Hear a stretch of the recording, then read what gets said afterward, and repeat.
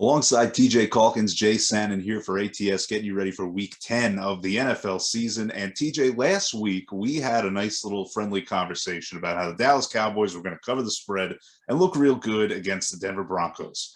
And guess what? That did not happen. The Denver Broncos destroyed the Dallas Cowboys last week and made us both look pretty foolish. But hey, that's a part of the business. It happens.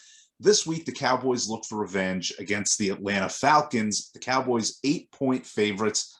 Are we doing it again? Are we back in the Cowboys here? Oh, yeah, right back to them. I mean, they were flat last week, and there's no rhyme or reason or quantifiable reason why a team or an offense just comes out flat. But they came out flat. They then failed on 2 fourth-down conversions early, which just took all the wind out of their sails. And then they didn't even score until the last 4 minutes of the game. So we're talking about a team that was averaging over 40 points a game at home.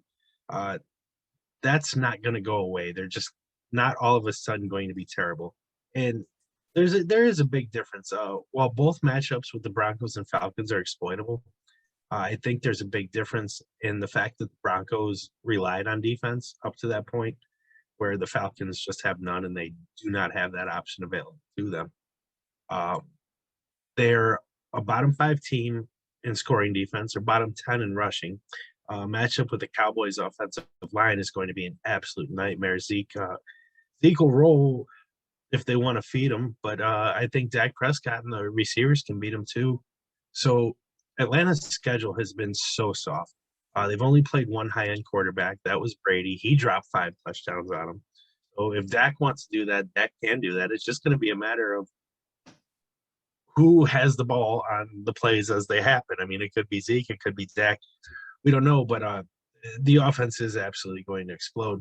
And if we look at the other side of the ball, the Falcons are still without Ridley, and they're just overly reliant on Cordero Patterson. Now, I mean, imagine saying that in the offseason, right? So Mike Davis doesn't get the job done in the backfield. They're without Ridley, and Pitts can't beat corners and he can't beat linebackers at this point in time. He's getting all of his production against safeties. So I think that's a very easy thing to game plan for as a defensive coordinator. So if we're looking at both sides of the ball here, this just looks like a runaway game for me. Where are you at, Jay? Yeah, I mean, I think it's a spot where the Cowboys definitely are going to bounce back here.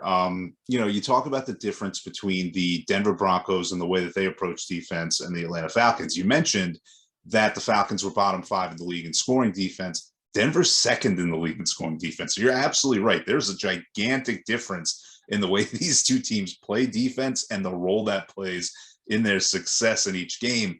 And it's a game, by the way, that you talk about the fourth down conversions kind of derailing the Cowboys. Also derailing the Cowboys, they got to stop to start that second half as they were looking to get back into the game. They block a punt, but it hits a guy like a yard beyond the line of scrimmage, so it becomes a muffed punt instead of a blocked punt, and it just turns into and I think that the Denver Broncos went down the field and scored on that drive, and it completely eliminated any chance of the Cowboys coming back to win that game. So you know what? It just was not the Dallas Cowboys day. I think that this is going to be the Dallas Cowboys day. By the way, the Cowboys, that was their first loss against the spread all season. I think that they get back into the win column against the spread this time around, man. Yeah, I'd be pretty shocked if they didn't score 40, and I can't see Atlanta getting to 30. So it's just be a double-digit line. That's not. So taking the Cowboys. Yeah, I don't know that I hate the over either. Now that you mention it, I do think high 30s into the 40s, a distinct possibility for Dallas as well. And it gets to that point where you just give me a nice 17-20 for the Falcons, and you get to that over without much trouble either. So I am with you there, Cowboys. And then me, I'll take a little look at the over as well, TJ. Thank you for your thoughts on this game. Sure, I got one more thought. That Falcons defense gave up 25 to a Trevor Siemian-led offense this week. So. Yeah. Oh, you mentioned that they win on a Younghoe Koo field goal at the end. They've been doing that way too much against bad teams. If you're relying on last-second field goals to beat bad teams in the NFL, I don't like your chances against the Dallas Cowboys. That's just my 2 cents on that one. TJ, now thank you for your thoughts on this game. For more on this game, go to ats.io, download the ATS app. Until next time, TJ and Jay saying see you later. Good luck on your NFL bets this weekend.